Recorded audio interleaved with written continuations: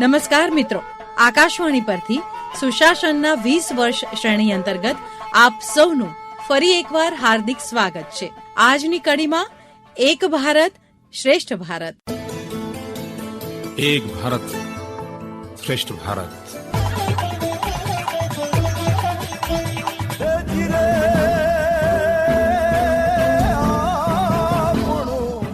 મિત્રો, જ્યારે ભારતની એકતાની વાત આવે છે ત્યારે લોહ પુરુષ સરદાર વલ્લભભાઈ પટેલની યાદ આવવી સ્વાભાવિક છે.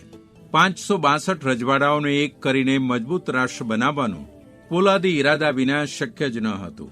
આઝાદી પહેલા આપણા દેશમાં સેંકડો રજવાડા હતા, સેંકડો બોલીઓ અને કોડીબંધ ભાષાઓ, દરેક વિસ્તારનો અલગ અલગ પહેરવેશ અને અલગ અલગ ખાનપાન. તેમ છતાં એવું કંઈક છે જે આપણને સૌને એક તાંતણે બાંધી રાખે છે, જે આપણને જોડે છે. જ્યારે આપણે ભારતની વાત કરીએ છીએ ત્યારે આપણી સામે એક એવા રાષ્ટ્રનું ચિત્ર ખડું થાય છે જેમાં વિવિધતાઓ છે, પરંતુ આપણી સંસ્કૃતિ એક છે. આ ભાવનાને મજબૂત કરવા માટે વર્ષ 2015માં પ્રધાનમંત્રી નરેન્દ્ર મોદીએ સંદેશ આપ્યો હતો, એક ભારત શ્રેષ્ઠ ભારત. एक भारत श्रेष्ठ भारत.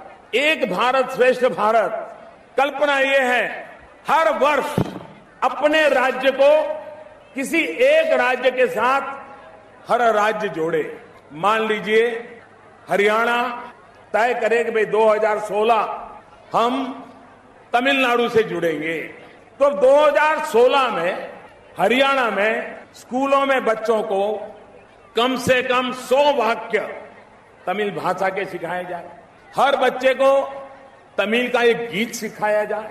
तमिल फिल्म फेस्टिवल हो, तमिल नाट्य प्रयोग हो, तमिल खाने का कार्यक्रम हो, और हरियाणा के लोग यात्रा करने के लिए तमिल जाए, तमिलनाडु के लोग हरियाणा आए. एक साल भर हरियाणा में तमिलनाडु चलता रहे और तमिलनाडु में हरियाणा चलता रहे. देश की एकता को जोड़ने का, देश के अन्य राज्यों को पहचानने का, अन्य भाषाओं को जानने का एक सहज उपक्रम बनेगा. एक भारत श्रेष्ठ भारत. રાષ્ટ્રીય એકતાના શિલ્પી સરદાર પટેલના સન્માનમાં આપણા રાજ્યના કેવડિયા નજીક માં નર્મદાના કિનારે તેમની વિશ્વની સૌથી ઊંચી 182 મીટરની પ્રતિમા સ્થાપિત કરવામાં આવી છે. આપણને ગૌરવ છે કે કેવડિયામાં સ્થાપિત આ મૂર્તિ આજે ભારતની એકતા અને શ્રેષ્ઠતાનું પ્રતીક બની ગઈ છે. રાષ્ટ્રીય એકતાની બાબતમાં પ્રધાનમંત્રી નરેન્દ્ર મોદીના સપના વિશે ભારતીય जनता पक्षના नेता सुनील शास्त्री कहे छे, जिस तरह से उन्होंने राष्ट्रीय एकता के लिए अपने आप को पूर्ण रूप से देश के प्रति समर्पित किया है और प्रयास इस बात का कर रहे हैं कि राष्ट्रीय एकता पूरी प्रबल शक्ति के साथ देश को आगे बढ़ाए. इसके लिए मैं उनको हार्दिक बधाई देता हूं और ईश्वर से प्रार्थना करता हूं कि उनका नेतृत्व देश को हमेशा मिलता रहे. સ્વતંત્રતા પહેલા સુધી આપણો દેશ ભલે આધુનિક રાષ્ટ્ર કે રાજ્યની વ્યાખ્યાની દ્રષ્ટિએ રાજનૈતિક એકમ નહોતો, પરંતુ આપણી સંસ્કૃતિ, આપણી પરંપરાઓ પૂરા દેશને સદીઓથી એક તાંતણે બાંધીને બેઠી હતી. આ તાંતણાએ જ પ્રાચીન કાળથી ભારતને વિરાટ સાંસ્કૃતિક રાષ્ટ્રના રૂપમાં બાંધી રાખ્યો છે. સાંસ્કૃતિક રાષ્ટ્રનો આ વિચાર પ્રધાનમંત્રી નરેન્દ્ર મોદીના હૈયામાં વસેલો છે. એ વિશે વરિષ્ઠ પત્રકાર અચ્યુતાનંદ મિશ્ર કહે છે, एक भारत श्रेष्ठ भारत एक ऐसा सांस्कृतिक आह्वान है, इसमें देशराग झलकता है. ये एक भारत श्रेष्ठ भारत देश प्रेम का महामंत्र है. ये कोई राजनीतिक मुद्दा नहीं है, ये एक सांस्कृतिक आह्वान है, एक सांस्कृतिक संकल्प है. और नरेंद्र मोदी जी को ये विचार नए नहीं है, बहुत पुराने उनके संस्कार हैं. जो संस्कार उन्होंने राष्ट्रीय स्वयंसेवक संघ और पंडित दीनदयाल उपाध्याय के विचारों, प्रेरणाओं, संस्कारों से लिया था, उसको ही उन्होंने पुनर्व्याख्यायित किया है, पुनर्प्रतिष्ठित किया है. एक भारत की जो राजनीतिक परिकल्पना है, जिसको प्रधानमंत्री के रूप में कार्यान्वित करने की कोशिश मोदी जी कर रहे हैं, और श्रेष्ठ भारत तो एक संकल्प है, जैसे मैंने कहा, वो एक लक्ष्य है. डॉक्टर राम मनोहर लोहिया बताते थे कि भारत में राष्ट्रीय एकता तमाम विरोधों के बावजूद मौजूद है. पूरे भारत में भोजन में, भजन में, भाषा में, भूषा में, भवन में, भगवानों में अनेक तरह की विविधताएं दिखाई देती हैं, लेकिन यही उसकी विशेषता है कि इसके बावजूद भी राष्ट्रीय एकता ये बनी रहती है। नाम मिले ता जीवा, नानक नाम मिले। ભારતની સાંસ્કૃતિક એકતાના તાર ધાર્મિક તીર્થો દ્વારા પણ જોડાયેલા છે. પ્રધાનમંત્રી મોદી તેને ખૂબ સારી રીતે સમજે છે અને એટલે જ શીખોના પવિત્ર તીર્થસ્થાન કરતારપુર સાહેબ માટે પાકિસ્તાનની સાથે વાતચીત પછી ખાસ કોરિડોર ખોલવામાં આવ્યું, જ્યાં ભારતથી જનારા તીર્થયાત્રીઓને પોતાના શ્રદ્ધાના સ્થાન પર નમન કરવાની તક મળે. કરતારપુર સાહેબ ગુરુદ્વારા શીખોના પહેલા ગુરુ નાનક દેવજીનું જન્મસ્થાન છે, જે હાલ પાકિસ્તાનમાં આવેલું છે. આ ગુરુદ્વારામાં જ ગુરુ નાનક દેવજીએ પોતાના અંતિમ શ્વાસ પણ લીધા હતા. પ્રધાનમંત્રીની વિચારસરણી અને તેમની કોશિશોનું જ પરિણામ છે કે ગુરુ નાનક દેવના પ્રકાશ પર્વ દેવ દિવાળીના દિવસે 9 નવેમ્બર 2020ના રોજ આ કોરિડોર ખુલ્લું મુકાયું હતું. ઇતિહાસમાં આ તારીખ ભારતને જોડવાના નવા પ્રયાસોના રૂપમાં નોંધાઈ ચૂકી છે. શીખ સમુદાયની શ્રદ્ધાનું સન્માન કરીને પ્રધાનમંત્રી મોદીની પહેલથી અફઘાનિસ્તાનમાંથી ગુરુ ગ્રંથ સાહેબની 3 પ્રતો તાજેતરમાં જ લાવવામાં આવી છે અને તેમને પૂરા સન્માન સાથે પ્રતિષ્ઠિત કરાઈ છે.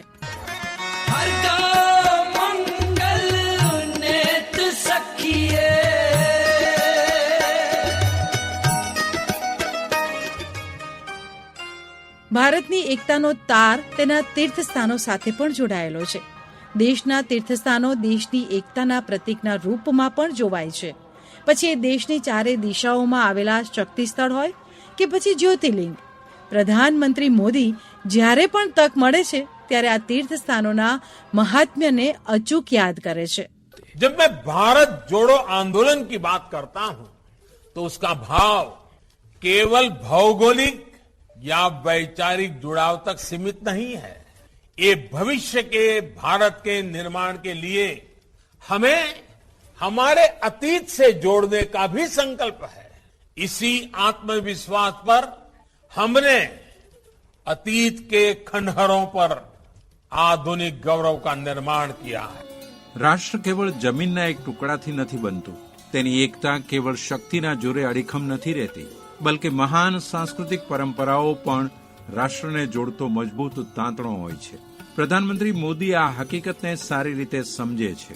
કોરોનાની મહામારી દરમિયાન જ્યારે ચારેકોર ખાના ખરાબીના દ્રશ્યો નજરે પડતા હતા, લોકો અકારણ દવાઓનો સંગ્રહ કરતા હતા, ત્યારે પ્રધાનમંત્રી મોદીએ દેશને તેની પરંપરા યાદ કરાવી હતી. 26 એપ્રિલ 2020ના રોજ મન કી બાત દ્વારા દેશને સંબોધન કરતા પ્રધાનમંત્રીએ કહ્યું હતું કે પ્રકૃતિ, વિકૃતિ અને સંસ્કૃતિ શબ્દોનો ભાવ આપણે સમજીશું તો જીવનને સમજવાનું એક નવું દ્વાર ખોલે છે. ભારતે પ્રકૃતિ અને વિકૃતિની વિચારધારાથી ઉપર ઉઠીને પોતાની સંસ્કૃતિને અનુરૂપ નિર્ણય કર્યો. अगर मानव प्रकृति की चर्चा करे तो ये मेरा है, मैं इसका उपयोग करता हूं. इसको और इस भावना को बहुत स्वाभाविक माना जाता है. किसी को इसमें कोई ऐतराज नहीं होता. इसे हम प्रकृति कह सकते हैं. लेकिन जो मेरा नहीं है, जिस पर मेरा हक नहीं है, उसे मैं दूसरे से छीन लेता हूं, उसे छीनकर उपयोग में लाता हूं, तो हम इसे विकृति कह सकते हैं.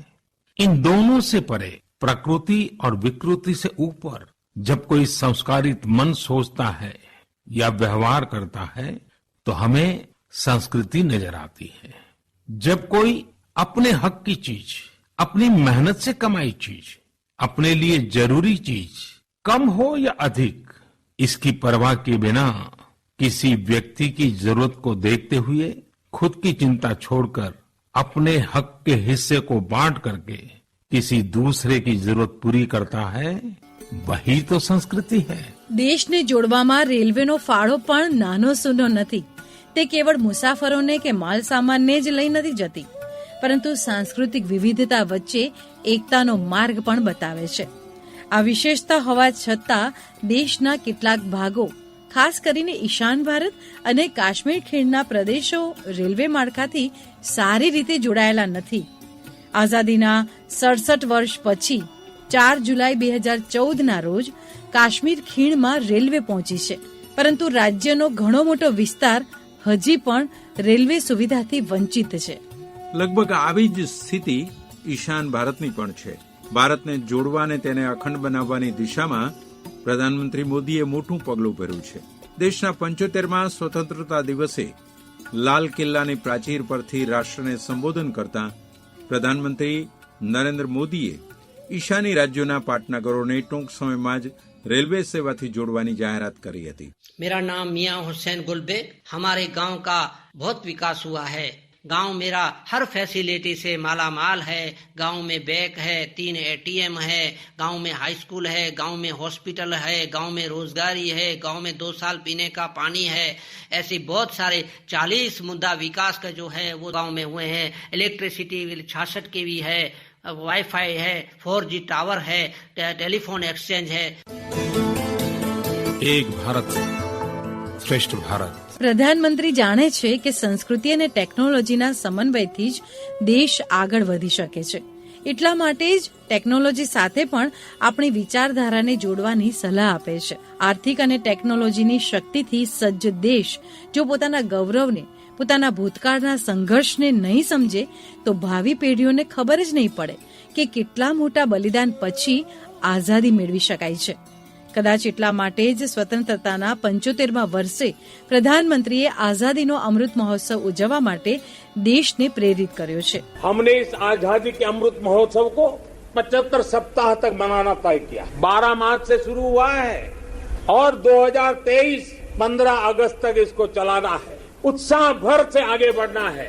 આઝાદી પછી ભારતની ઓળખ એક મજબૂત રાષ્ટ્રના રૂપમાં તો છે, પરંતુ બદલાતી સંસ્કૃતિ અને કેટલાક બીજા કારણોને લઈને કેટલીય વાર સંસ્કૃતિના તાણાવાણા નબળા પડતા જોવા મળે છે.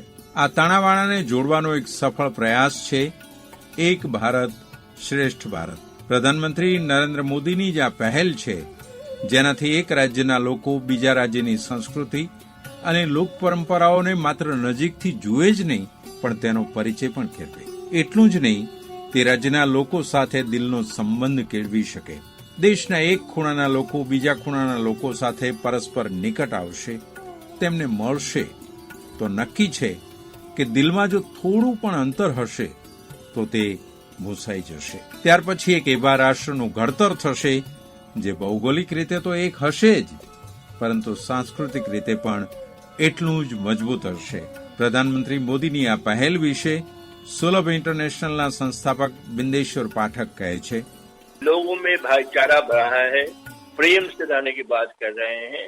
ये बहुत ही अच्छी बात है एक अखंड भारत के लिए, श्रेष्ठ भारत के लिए, और इसमें माननीय प्रधानमंत्री का बड़ी योगदान है.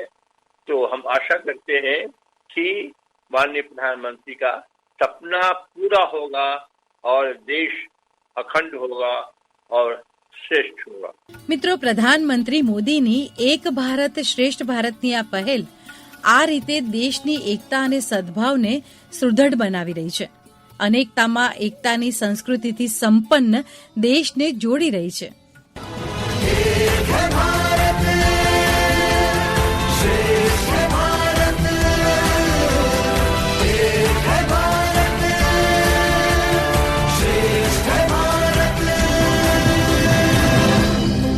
તો મિત્રો, સુશાસનના 20 વર્ષ શ્રેણી અંતર્ગત આ હતી દેશની એકતા અને અખંડતાના પ્રયાસોની વાત. આકાશવાણી પ્રાદેશિક સમાચાર વિભાગ દ્વારા પ્રસ્તુત આ શ્રેણીમાં આવતીકાલે 15 મિનિટ વહેલા એટલે કે રાત્રે 9 વાગે ફરી મળીશું દેશના વિકાસની નવી વાત લઈને. નમસ્કાર.